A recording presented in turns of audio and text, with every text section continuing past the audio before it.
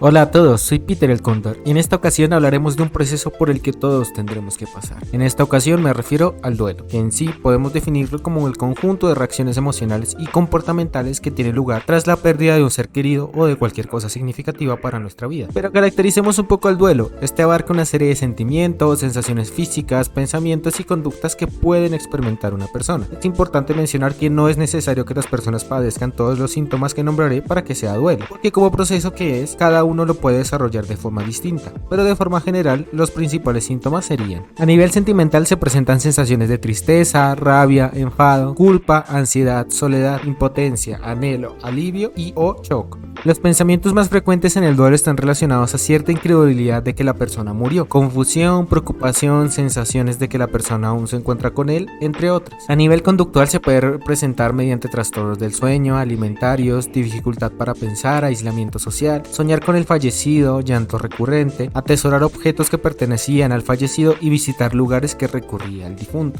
Por último, a nivel físico puede presentarse sensación del vacío en el estómago, presión en el pecho, el conocido nudo en la garganta, hipersensibilidad, falta de energía y falta de aire. Recuerda que no es necesario que presente todos estos síntomas en su proceso de duelo. Puede presentar algunos en cierto tiempo y otros luego, o todos. Sin embargo, en todos esos casos seguiríamos hablando de un proceso de duelo normal. Pero retomando el concepto del que duelo es un proceso, este tiene una serie de fases. Puede que hayas escuchado la expresión fases del duelo, y eso es lo que vamos a hablar hoy, específicamente del modelo de Kubler-Ross de 1969. Veremos cómo nuestro amigo Miles vivió todas sus etapas del duelo y también las iremos explicando. ¿Preparado? Vamos allá.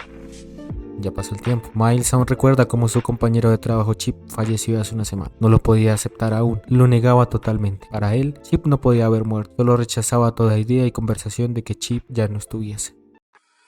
Esa negación constante poco a poco se fue transformando en odio, como si hubiera sido culpa de alguien o varios de que Chip ya no estuviese. Un día que iba a visitar a la familia de Chip, no pudo aguantarse y empezó a decirles que Chip estaba muerto en parte por su culpa, porque no le daban la suficiente atención y cuidado. También dejó de asistir a hospitales, el estar en uno le hacía hervir la sangre, ya que según él, por la negligencia de los médicos, Chip no se pudo salvar, así que no quería estar con las personas que lo dejaron morir, según él. Luego de un tiempo, Miles poco a poco empezó a aceptar que Chip ya no estaba y pensó que él también debía hacer algo en su nombre, como si es de una negociación se tratase, para honrar su nombre. Se prometió cuidar más su salud, hacer las cosas que Chip siempre quiso y cuidar de las personas que él estimaba. Era una forma de hacer las paces con Chip y que él pudiera descansar, donde quiera que esté. Ya pasaron varios días. Miles ya comprendió que Chip se había ido. Una profunda tristeza lo invadió. Desconsolado comenzó a llorar. Se aisló de los demás. Se le veía agotado, física como mentalmente. Se sentía vacío, como si la vida perdiese algo de sentido, ya que Chip no estaba. Miles estaba totalmente desanimado.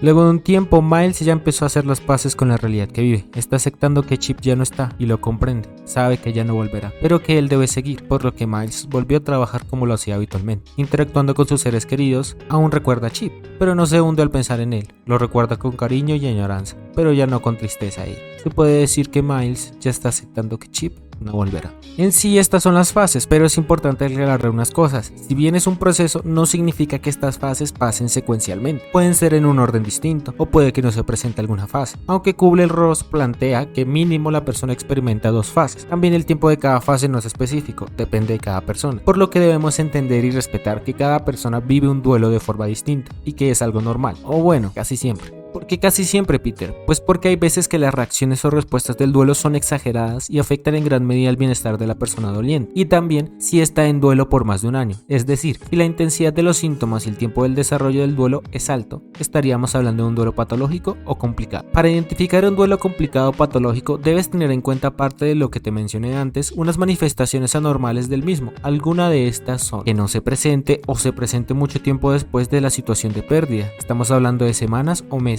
Que el malestar sea tan intenso que te incapacite de realizar acciones de tu vida cotidiana por semanas. Negar que la persona ha muerto, creyendo que aún vive. Creer que él es la persona que falleció. Alucinar que la persona está a su lado. Escucharlo constantemente. Sentir su olor. Verlo caminar por sitios que el fallecido recurría constantemente. tener un miedo constante a morir de la misma forma que el difunto, o visitar constantemente al médico ya que se piensa que está enfermo, y realizar rituales constantes como puede ser visitar el cementerio todos los días, hacerle altares al difunto y conservar sus cenizas por mucho tiempo, además de tener conversaciones constantes con el difunto de forma imaginativa. Así podemos identificar un duelo normal de uno patológico. Se puede resumir en que si esa situación afecta varias áreas de la vida de la persona con una intensidad elevada, impidiéndole desarrollar su vida cotidianamente, significa que hay problemas que deben ser analizados y tratados. Por ende, como en las otras ocasiones, veremos qué acciones se plantean en el protocolo desarrollado por la Universidad Javeriana y el Ministerio de Trabajo, en cada nivel, primario, secundario y terciario. Aquí vamos. A nivel primario, las estrategias educativas son la clave. Es importante que conozca las características del duelo y saber cuándo es normal y cuándo no. Para cuando se presenta una situación anormal, sepas identificarla y saber qué hacer. A nivel secundario se puede resumir en dos procesos: monitoreo y apoyo. Ese es estar pendiente de la persona que afronta una situación de duelo, apoyarlo y respetar su dolor, escuchar cuando deseen expresar sus emociones y ayudar a su proceso de aceptación en la medida de nuestra capacidad. En caso de que la persona presente síntomas anormales o un malestar recurrente, puede contactar con profesionales de la salud mental, cualquier psicólogo de la entidad o de la EPS, o recurrir a las redes de apoyo más cercanas. Por último, en el nivel terciario se busca apoyar el proceso de rehabilitación del trabajador, fomentando grupos de apoyo e informando a los demás trabajadores sobre cambios y ajustes que se deben realizar para la reincorporación del trabajador, manteniendo contacto directo con el trabajador y supervisando su evolución, informando a su EPS de su desarrollo o cualquier complicación. Eso es todo lo que debes saber. Como siempre, aquí tienes unos resúmenes de lo que hablamos. Ten en cuenta este cuadro que te ayudará a diferenciar lo que es un duelo normal de uno patológico. Recuerda que si tienes dudas puedes acercarte a la Subdirección de Seguridad y Salud en el Trabajo o a nuestra línea de atención. Recuerda que soy Peter el Cóndor y nos vemos en otra ocasión. Hasta luego.